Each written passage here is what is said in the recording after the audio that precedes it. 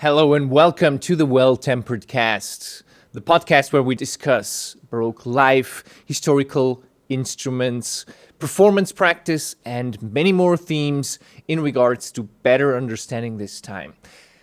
My name is Nenad Leonart. I'm your host. I'm a studied harpsichordist that kind of found himself living in the 21st century while at the same time being deeply passionate about the 16th to 18th, 19th century. I have been putting in a lot of research, a lot of time into trying to understand the people from that time, trying to figure out the culture, the literature, everything, so that we can kind of reconstruct more or less how that music could have sounded like, how their lives were, what were they kind of into, what were their thoughts, their feelings, and many more themes. Now, why this is important is, first of all, to understand today's culture, like where we are right now as a society and how things are moving forward. You know, that little thing about history repeating itself, right? And other themes like why this culture matters to us, like why this music I find to be so beautiful and so resonant with me and many of my fellow colleagues.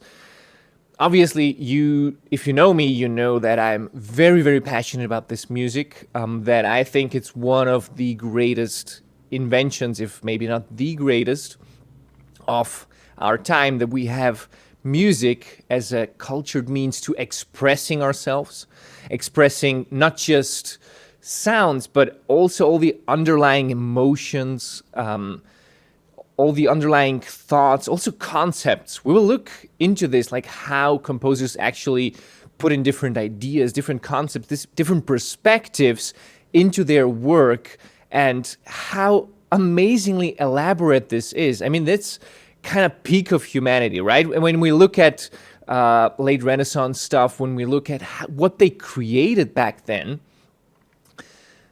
many people argue that you cannot find the same things today. So what were the things, what were the circumstances that allowed art to thrive to such a level where it's, by some people, regarded as one of the greatest times in art history?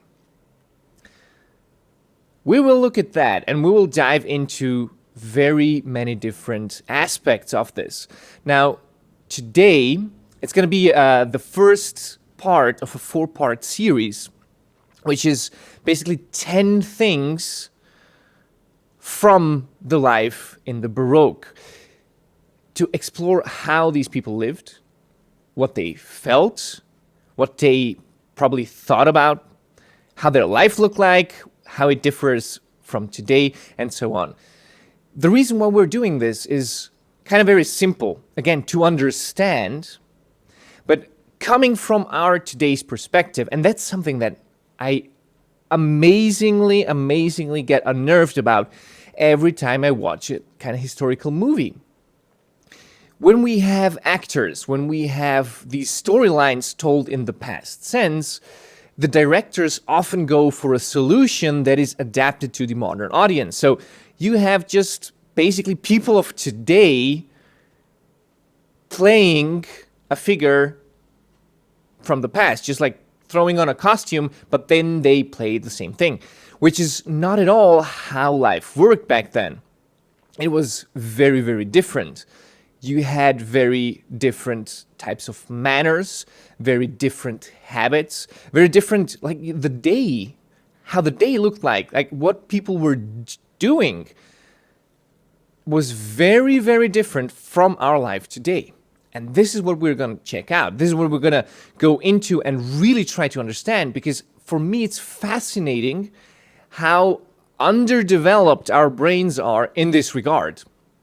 Like that we have no concepts why a composer, let's say, would choose this and this over, let's say, a different type of structure, or maybe a different length for the piece, or like a different type of setting. So why exactly would they choose this thing? That's the direction I want to go and what this is all about.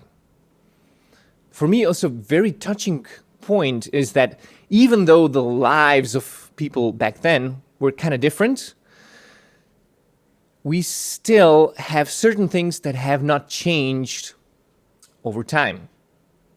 Some of them are, you can call them evolutionary, genetical, how our kind of being is built. And other ones are also kind of cultured, nurtured type of things that we inherited from the past. Some of those being, let's say, ways of how music communicates. Ways that emotion is transmitted, because this is also built on tradition. We know that when we compare it to other cultures. For example, today, when we look at cultures that have been isolated or secluded from the, let's call it, Western music development that was happening like around Central Europe. Well, if we look at these, we can see that oftentimes they would use different means of expression for trying to express the same thing.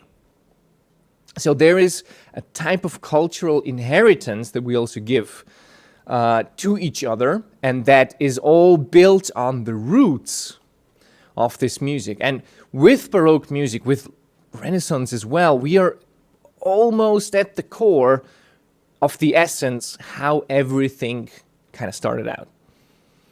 Obviously, it's much more embellished, it's already turned into a different kind of art form, but when we go back and look at it in detail, we can make out these structures and we can really get to the source of everything that's happening. So now you see this is a huge field. There's a lot of things to discuss. And basically this four-parter about Baroque life is meant as an introduction for our modern brains, not to be in this kind of modern type of movie where we are just people putting on costumes and then pretending to be from the Baroque era, but it is actually to go back and understand, oh, that's why it's going on. This is why people preferred this type of composition over another one. Or maybe that's the reason why we have so many embellishments in the music, or that's the reason why it's centered oftentimes around death and resurrection and things like this. So, without further ado, let us dive into it. Today, we are going to focus mostly on the daily life and the society in the Baroque era. As I mentioned before, daily life was very, very different. There are a lot of small details, and I've picked out the 10 most important ones for you to know that also kind of shaped the society, that shaped all people's lives back then, and then we kind of forget about sometimes when we talk about this era, or when we try to reason. So here's the picture painted of a Baroque life 300 to 400 years ago. Number one, religion dominated everyday life.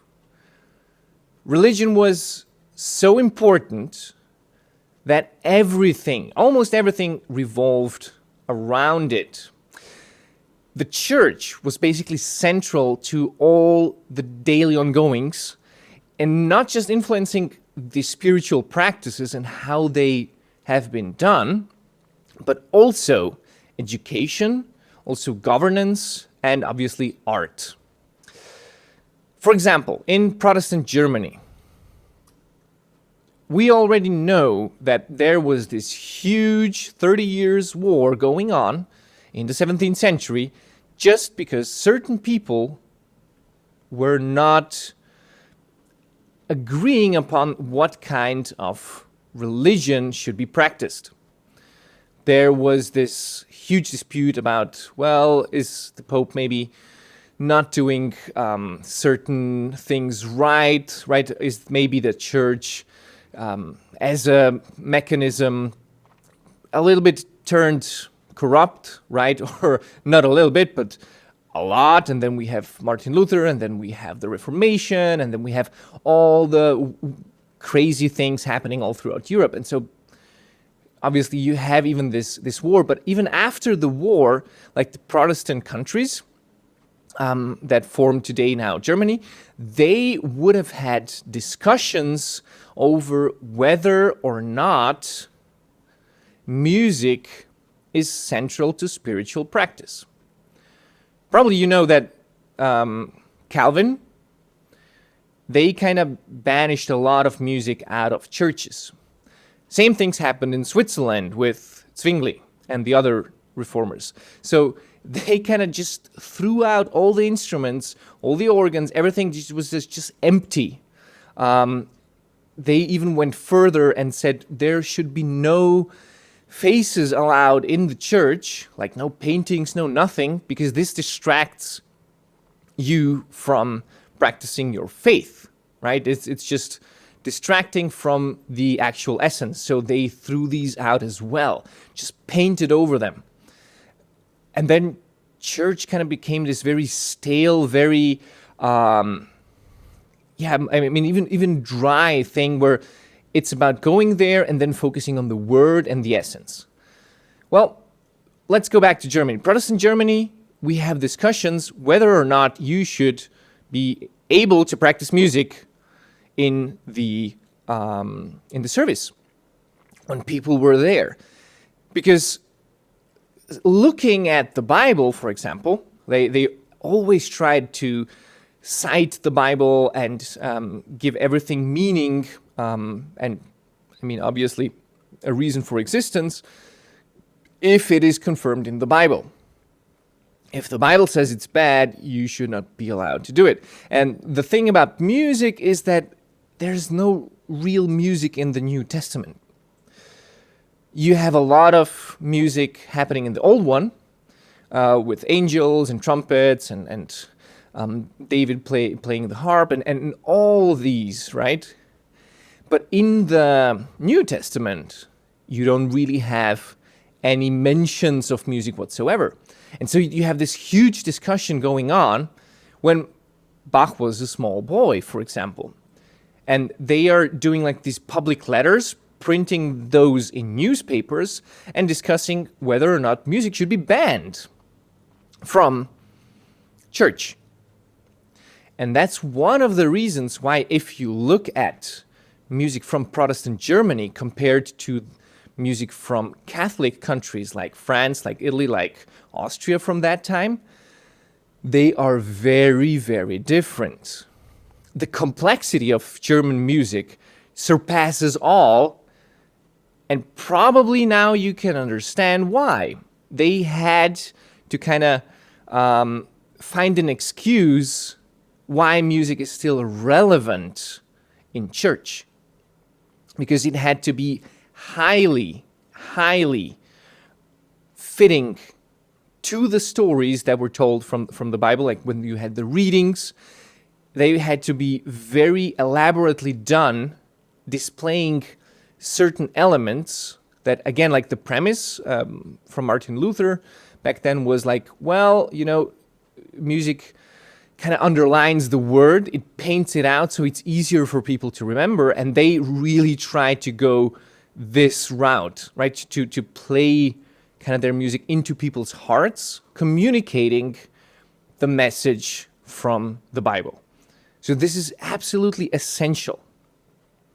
Okay? Let's look at daily routines also revolving around religious practices. So you had morning prayers, like every day as an organist, you would play mass at like 6 or 7 in the morning. Crazy. Then you also have like no real clock or watches, right? So you have churches with the bell towers signaling the day when every hour would pass. There's a fun thing here in Zurich, where I live, in Switzerland, where they, every year, up to this day, they celebrate a so-called Sachsilüte, which means 6 o'clock bells. And that is after winter time, so like when the winter passes, they have this kind of huge feast on a Monday when they start ringing the bells at 6 instead of 5. And that's because obviously the days are longer during summertime, so people can work longer hours. And in wintertime, you would be just working till 5, and then you kind of celebrate the spring coming and the longer days, and then you kind of have to work longer. And everybody would get up and dress up in these kind of, a lot of them are Baroque, like costumes, and then they're parading down the streets and marching. It's very exclusive, so you are not allowed to march unless you are part like of a trading guild, which goes back for centuries and so on. So here's a couple traditions that go way back, but it's basically just like churches are giving you the structure of the day by ringing the bells. So you know when to work, when to stop working, when to go home, when to go to mass. Everything around daily life, like the structure, is created by the church. If you think about how is the week created, like how are the days separated, this is also from the Bible, where you have like the creation in 7 days and 6 days of work and 1 day of rest. Stuff like that we have still up until today. And also, to not forget about this, is that the church was also kind of a hub for community gatherings. So people, because everybody goes, you know how they are. You get to see them, you know if somebody's unwell. It's like, you didn't have Facebook back then, right? So, and you have no idea, like, around the news, you can't phone each other. I mean, you could write letters, but the communities were meeting in churches. And this is both for cities, for towns, as well as for small villages. So this is the place where you are always informed on what's going on. And that's why it's also so important. And obviously, you know that like churches and religion, they always took the power. So they kind of took care of everything. As we've talked about, so they are forming the community. They are forming the shape of your day-to-day structure, and they are also going into governance, going into art, going into everything. So they have a say in everything. Really important to keep this in mind, and to, if you really want to study this music, you also need to study not just, let's say, the Bible from that time, but also the theological implications from that time, because there are very many different interpretations of this book, as we've found out over the centuries, and people don't always agree, right? You have the Catholics and you have the Protestants, a lot of wars, while both are reading from the same book. So you need also to make yourself familiar with the different kinds of theological perspectives that people held back then in that time in that specific regions. And these are not to be underestimated. They are in fact extremely, extremely valuable and telling. Bach had a couple theological, like huge theological books that he studied thoroughly. And if you check those out, there is like a key to his cantatas and how he wrote them and why he wrote them in the way that he did. But that's for another time. Let us move to number 2. The lifespan back then was much, much shorter than today. So the life expectancy averaged between 30 and 40 years. Now this is overall, okay? This is on average. So even in the Bible, you have like this sentence where like our life goes on for 70 years, 80 if 80 like as a max. So basically back then, if you were able to survive childhood, obviously there were high infant and child mortality rates. If you were able to survive, then you kind of would be able to live into a old age past 60. And we have figures that lived there up to that age. However, 30 to 40 years as an average, because it had also a lot of diseases, smallpox, plague, and also not necessarily the best nutrition and certainly not the best medical practices. So also something to consider is that not everybody was living in kind of cities or towns. People were much more spread out. So things like epidemics, they weren't necessarily at the same intensity as today, like at least in the amount of spread. They were still deadly, and we know about the plague that they had no idea how that stuff was happening. They couldn't prevent it, but it kind of had a little bit of a different speed to it in comparison to today. And also, like, because of this life expectancy that was different and high mortality rates, people's relationship to life and death was quite different. We'll get into this at a later point as well. Number 3 is that large families were common. Today we have this idea of like small families where you just like have the parents and children. Back then, families often had, first of all, many children to compensate for these high mortality rates. Also, we had no contraception, so duh. And children were viewed as economic contributors to their parents that can take care of them in their old age. So you would have in a household oftentimes several generations living there all together. And you have like a very strict hierarchy who has the say in what and where. And you can also see these as like small communities in and of themselves. Parenting basically was just more pragmatic back then. Less about sentiments, but really just pragmatic. And then older siblings taking responsibility for the younger ones in terms of education, in terms of taking care of them, in terms of bringing them up. And you can see that also a little bit, for example, with Bach's children. We know they were a huge household with a lot of kids.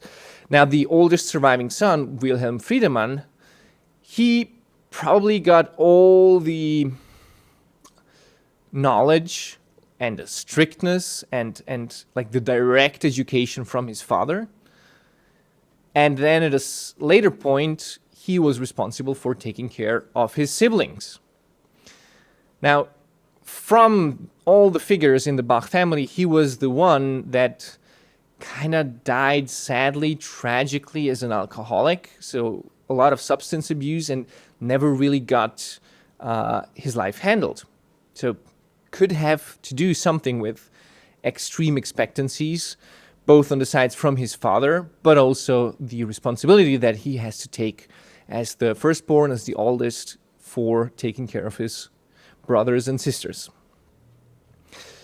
For wealthiest family, like the wealthier families though, oftentimes the parents wouldn't even have direct contact with their children. They would have nannies and they would send them maybe to I don't know, some type of boarding schools, somewhere where kids are put together and brought up. Also, imagine it being just very emotionless, right? But it just had a very different feel to it than what today we expect from families. Now, number 4, public hygiene was very poor. So we have urban centers that were completely infamous for their filth, okay? People would be just throwing waste into the streets. You had no canalization. Back with the Romans, they had their aqueducts and like elaborate canalization, and everything was kind of much more tidy back then. But we are coming out of the Middle Ages and things are stinky. Okay?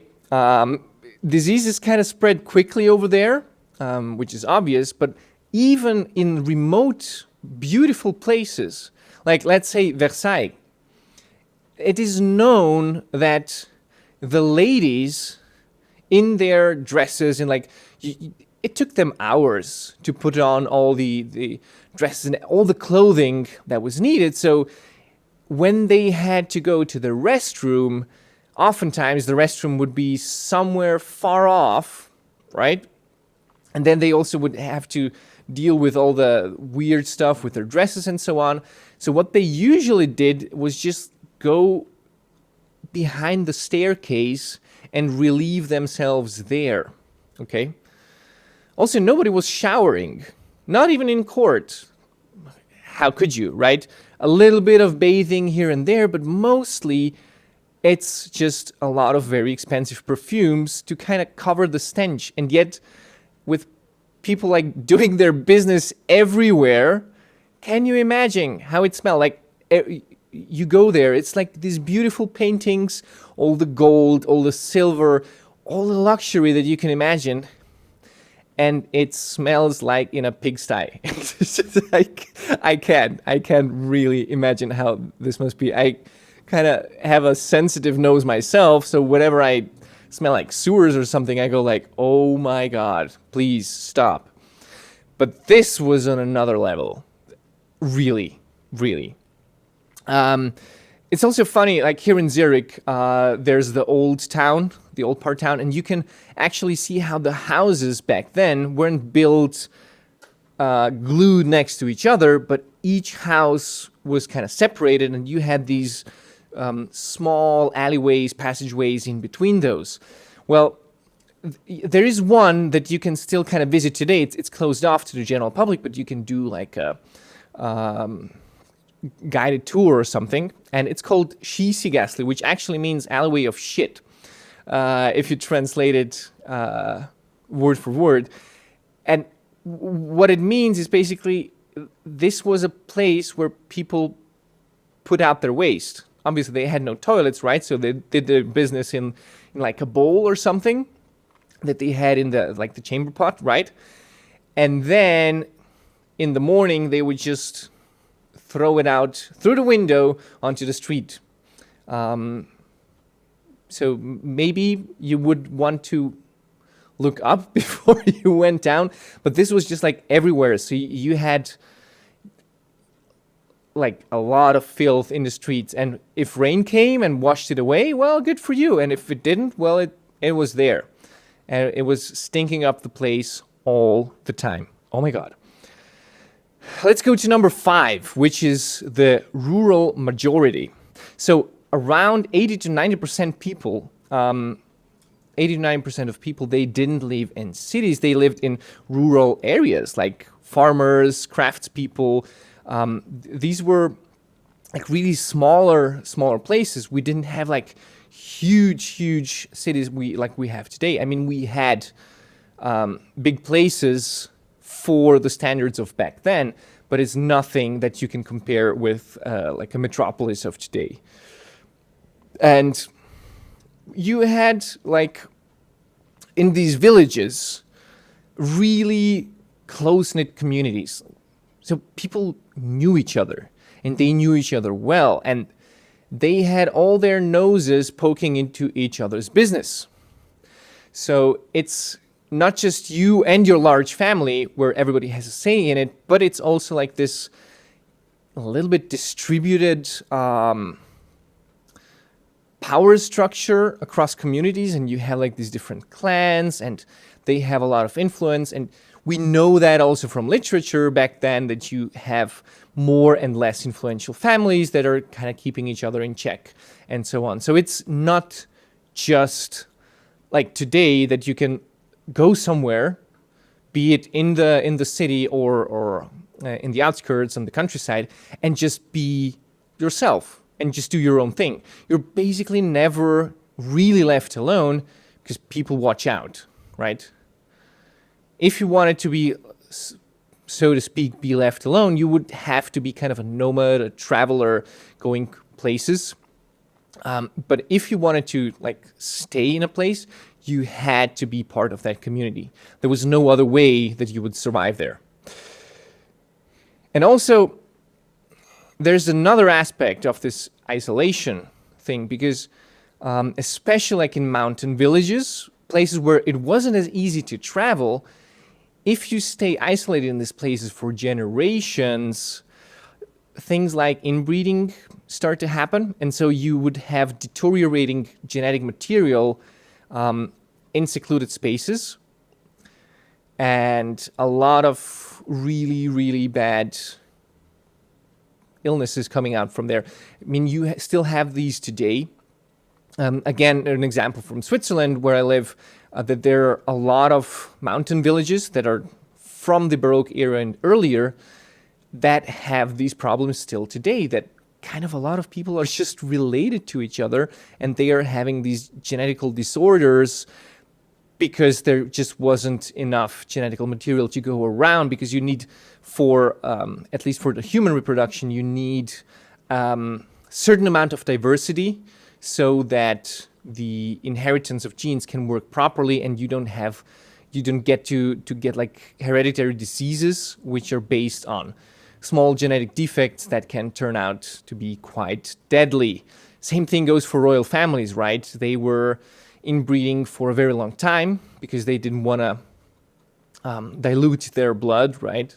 And so you have a very similar thing back then where the nobility would have some issues with that. Let's say there's a lot of modern research also done on that. So if you're peeking your nose into that, if you're a little bit interested, go and read up on it. It's pretty interesting, like all the psychological traits that it brings as well, like aggression, like a very bad emotion control, less intelligence, and so on. And so with these things, you can kind of map it out, who was affected how much, and then you can also see why, let's say, rulers back then made often poor choices, depending on what their genetical predisposition was. Okay, let's move on to the household. Number 6, household chores, and kind of, they were tedious. Now, without modern conveniences we have today, right? There's no toilet, there's no water system, so you had to go like fetch water. You had to go take care of your own heating, so like chop the firewood or go and get the coals from the market, prepare food, get it somewhere, right? Do all the cooking, do all the like everything around the household, cleaning and so on. You had to do yourself, and you didn't have like these modern appliances that we have today that kind of take care of everything that's going on. And also, you don't have climate control, no central heating, no cooling. So basically, just what you put in the, like when you heat with firewood, that's it. And the nights are super freezing. If you can afford windows, that's good for you. If you cannot afford windows, well, it is how it is. Let's go back to Versailles also.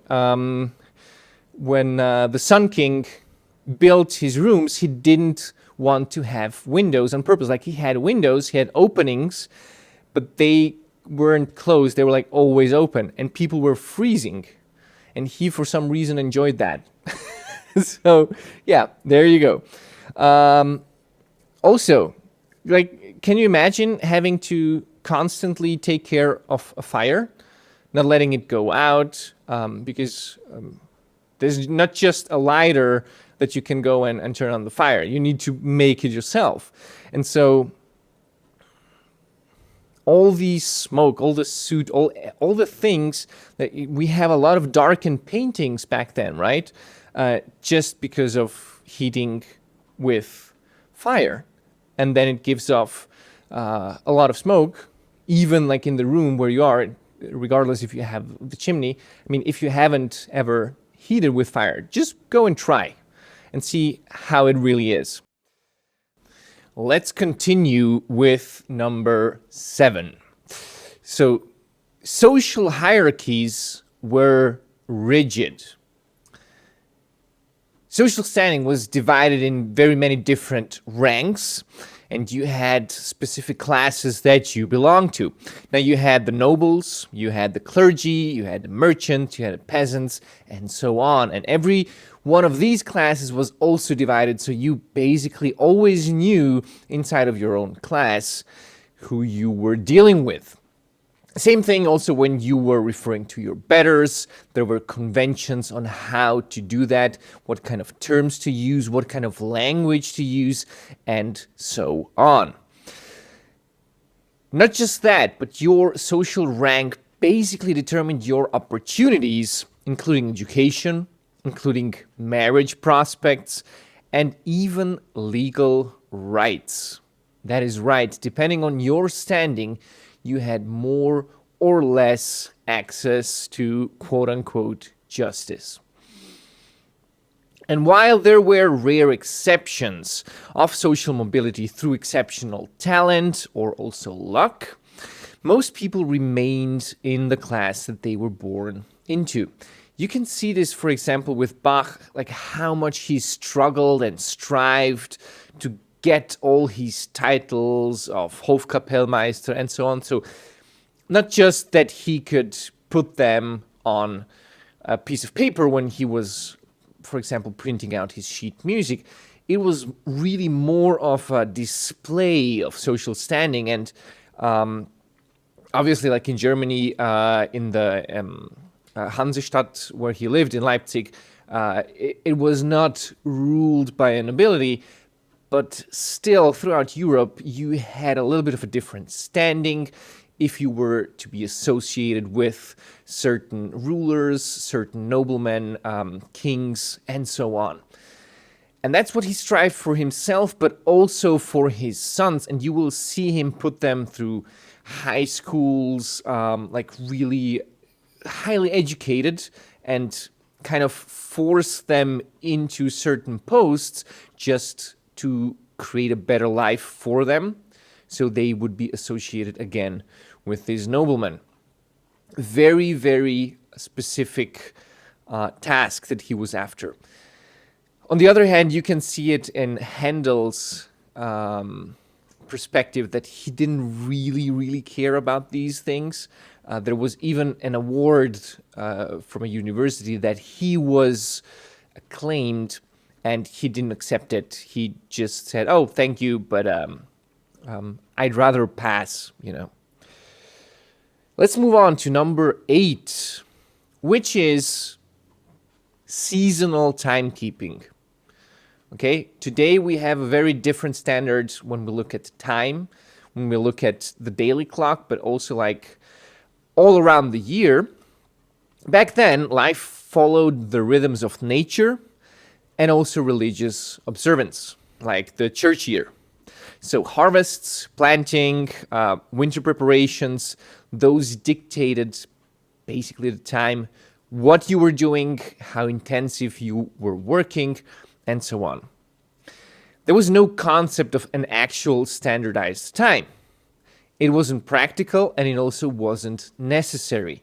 You were doing what life demanded. In wintertime, when days were shorter, work adapted accordingly. Also in summertime, when you had more warmth, longer days, and so on, work adapted accordingly. And the church calendars did not just dictate the spiritual life and what was happening and going on during the church year, which basically also had all the readings put in place already. They were sometimes exchanging these year from year, but in a certain cycle, you would always have the same readings again and again and again. And think about this. People back then did not have TV, right? So they would always hear the same stories, and they will always be informed about not just what was happening inside of that scripture, but also the implications. So there was a lot of interpretation, there was a lot of trying to understand the deeper meaning of these stories, and that is also how they kind of shaped the perspective on life, on culture, based on the season. Let's move on to number 9. Love, or what we understand as love today, was very, very different back then. Marriage was primarily an economic arrangement. You didn't marry out of love, you didn't marry out of fancy for each other or a mutual attraction. It was primarily economical, trying to found a family, trying to create a legacy, establish yourself, also taking care of your old days, because should you live into an old age, you will need children that are going to support you. Otherwise, if you're not fit for work, there's no life support for you. That's why it was also difficult for widowed women back then. Now, oftentimes these marriages were decided by families. So the idea was securing alliances, securing dowries, or simply stability inside of a community or between countries, between districts, and so on. Romantic love as a justification for marriage was very rare and sometimes even considered frivolous, right? We are moving into the Enlightenment age, and everything that was kind of the emotional nature wasn't necessarily viewed as a sound basis for living. Now, not to say that love and attraction didn't exist back at the day. On the contrary, you will find out that there's a lot of extramarital affairs, different kinds of arrangements, people doing all different kinds of stuff in all the different places. Obviously, the upper classes had more time, and it is better documented than in the lower classes, but also you will find this in all different kinds of standings. Again, humans are humans, and they will do what humans do. In the upper classes, usually power dynamics influenced the relationships. Especially interesting and very well worth reading are, let's say, the affairs that were going on the court of Louis XIV, the Sun King, in Versailles. There's actually a collection of letters that I read through them. There's a huge, there's over 3,000 that were written by Lieselotte von der Pfalz. And she was a princess from Heidelberg that was married to the brother of the Sun King, again, securing an economical alliance. Now, what's very interesting is that the brother of the Sun King was gay, and not just gay, but he was openly gay. Everybody knew he was basically always dealing with men, and you can literally go and read her letters where she is describing this in full detail. All the different implications that it had on her social standing, on her background, because she was brought up in a very religious surrounding, so to speak, where these kind of things were unthinkable for her, and yet there she was at the most famous court in Europe, married to a man who was doing exactly these things nobody was supposed to do, and just displaying her character and her personality in how she's dealing with this. On one hand, accepting her fate, but also remaining true to her character, and so on. It's a wonderful, wonderful read. So if you want to have a glimpse into the emotional life of somebody who was surrounded by these kind of different love affairs, but also having kind of a judgmental perspective on it, and also what we talked about, like this religious, even for our today's standards, very almost hardcore strength of character. It's a highly, highly recommended read. It's Elisabeth Charlotte von der Pfalz, or Lieselotte von der Pfalz. You can find her letters, but also the translations of them. By the way, there's also like a folk song from Italy called Monica, which is basically documenting such a case also in the lower classes, where it's about a young woman that gets pregnant and then she kind of has to give her daughter away into a covenant, and it's a very tragic story. And around 16, no, probably even earlier, I guess it's in the 16th century, a lot of people knew that song. It was sung all over, and you can also find it translated into German, but into songs that were sang in the church with a religious text. So they just took the melody of something that people knew from the streets, basically, and then they just put another text,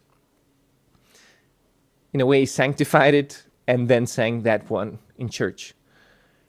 But usually when you hear that melody, you know, okay, the original is about that poor girl that got pregnant in Italy because of love, and then she was not allowed to marry her lover, but also she had to give away her baby. Tragic song. Okay, let's move on to the number 10, and the last, the variation in everyday life. This was very, very limited. Like, we talked about how life was dictated by the seasons. However, in general, people did not travel often. They had a specific range of foods that were available in their region. They did not experience a lot of, let's say, visual change or cultural change. Like even slight variation, something like, let's say, I don't know, a new fashion, like a new fabric pattern, or like a traveling musician coming from another place, that could be really, really thrilling novelties. And this was a fact that was exploited by people who knew how to set trends, how to create fashion all around Europe. And you will see that a lot of it first came from Italy and then from France. And rulers, nobility, but as well as normal people, everyday people, they all kind of oriented themselves towards these fashions. And again, the changes weren't really crazy or on a large scale. There could be just very subtle novelties, and for people back then, because there wasn't much sensation overload like we have today around, they would usually just go and be like, oh, look at this, and be very impressed by changes that oftentimes today, with our eyes, we overlook. Same goes for music. Because we are so much used to like modern harmonies and really enriched romantic pieces, modern pieces, like jazz harmonies, and so on. When we use these ears that we have today and listen to the music of the Baroque, all these subtleties of, let's say, novel chords, or a very, very special, underused harmony that's only used for a, let's say, specific expression, or in a very rare case where something got maybe super dark or was supposed to represent heaven or something like that. We just wouldn't have the cultural context. We wouldn't have like the ears and the knowledge to understand, oh, wait, this is the first time it ever happened. This is the first time that somebody did this, and it's completely crazy.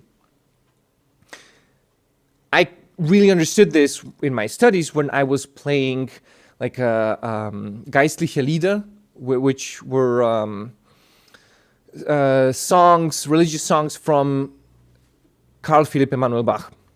And then there's one that starts with a D. You get like repetitions of D on the clavier, and then it starts like with the dominant sept on the D. And for me, that was like normal. Yeah, I mean, you just start like with a note, and then you start with this chord full of tension. And it took my teacher to point out to me that this was highly unusual, that you would not start any type of song or any type of musical piece on the tonic, like on the main tonality of that piece, but that you would start on a dominant. And what kind of expression that would be at the time where people were used at a certain style of rhetorics, at a certain type of communication through music, and then you do something like that, that's a huge pattern interrupt. That's like, oh my God, look at this guy. Look at him go. But obviously, when you've played through, I don't know, as many Schumann Liederkreis, if you played a ton of Schubert songs, if you've played Wolf, if you've played, I don't know, even Rachmaninoff, you have such a huge range of expression from different epochs that, well, playing something from the latter 18th century, it's just not as impressive, right? And I simply did not have the ears. So this is why we do this type of thinking. This is also why I'm doing this episode, this podcast, so we can actually go back and try to reconstruct what the worldview was, how they felt, what came inside into their brains, so that we have some kind of context, how this music, how this culture, how all the artistic choices they did were to be perceived. And let's end on a funny note regarding the variety of every day. One exception was alcohol, right? Today, people aren't really drinking. Like, it's not regarded as publicly very acceptable to be drinking a lot, or, I mean, even moderate drinking, depending on which circles you're in, is kind of frowned upon. People caught on, okay, it's not very healthy, it's not good for your lifestyle, it's not prolonging your life, and so on. And we see it getting less and less in society. Not everywhere, but like on average, let's say. Well, back then, they didn't really have these strict limits on consumption. In fact, it was the opposite. Beer was the most consumed thing at all. Like, they drank more beer than they drank water. Also wine and mead, but this was an everyday drink. Admittedly, the beer wasn't brewed as strong, or the wine, like, they didn't have necessarily the same strength or just expertise trying to get as much alcohol out of it as possible. But the reason that they did it was that through fermentation, the drink was kind of kept fresh. We talked about like how you have to go and get appliances, and let's say you live in a city. If you want to drink water, you have to go to a place where you can go fetch water, and it needs to be clean water. But we know about the sewage systems, how everything worked, so that wasn't necessarily the cleanest water you were going to get. But let's say you had a beer or a wine which had all this bacteria and everything with fermentation and so going on already. So this was kind of a finished drink, right? You close the barrel, and then this one you can hold for a longer time. And it's kind of more sanitary to drink it. Now, keep in mind, they were therefore drinking a lot. And at one point, I did try to calculate that, to just go ahead and see how much drink this actually was. And it was a lot. It was really a lot. And not just grown-ups, like kids were drinking the same stuff. Probably one of the reasons why we know today that they didn't grow to be that tall. I mean, most kids, even at the beginning of the 20th century, they were pretty small in body size. And we know that because of chairs, of tables, of how how these things were built earlier, right? And what kind of size they had. You know, also when you go to, let's say, historical instruments, organs, right, that they have like these fixed proportions, and sometimes you're almost unable to fit it just to be able to play at the console. Well, it was a different time. They had different drinks, and I'm guessing that there was a lot of novelty and creation around these drinks, and I'm guessing like new types of brewing. I mean, you know, Germany's famous for brewing beer still today. It was most consumed thing around 1600, around 1700, and it still has like a very high status today. So having said all that, we are finished with the 10 points around Baroque life regarding the daily life and society. I really hope that you got something out of this episode and maybe heard one or two things that you were not aware before. Now, I would be really curious to know, what have you learned? What have you known kind of before already? And just let me know. Type it in the comments. I'm creating 3 more of these, right? We're going to go and dive into these as well. So I'm looking forward to how you enjoy this content, so I know how to create better content in future. Having said all that, this was the Well-Tempered Cast. I'm your host, Nenad Leonart, and I will see you in the next episode.